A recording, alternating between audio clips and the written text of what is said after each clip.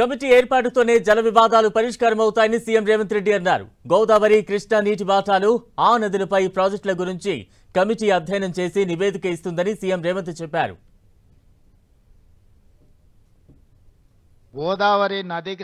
గోదావరి నది ఉపనదులు, కృష్ణా నది ఉపనదులకు సంబంధించిన ఆల్రెడీ నిర్మాణంలో ఉన్న ప్రాజెక్టులు కానీ, నిర్మించడానికి ప్రతిపాదించిన ప్రాజెక్టులు కానీ, ఇప్పుడు ఉన్న ప్రాజెక్టుల నిర్వహణలో ఉన్న అంశాలను కానీ అన్నింటినీ వాళ్ళ ముందల ప్రస్తావనకు వస్తాయి.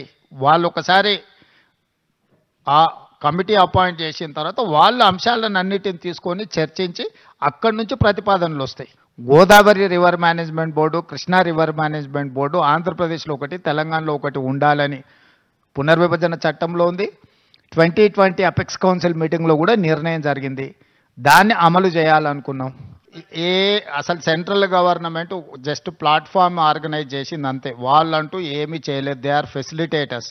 Government of India is a facilitator. They have played only facilitator role. They have not taken any side or otherwise they have not indicated any agenda.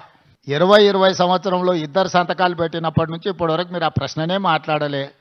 ఇవాళ 25లో పరిష్కరించడానికి ముందుకు వచ్చినప్పుడు మీకు అదొక సమస్యలాగా కనిపిస్తుంది. మేము మొదటి నుంచి చెప్తున్నదే అది.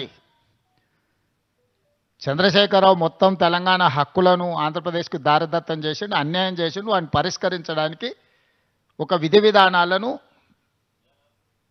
ముందుకు తీసుకొచ్చినాం.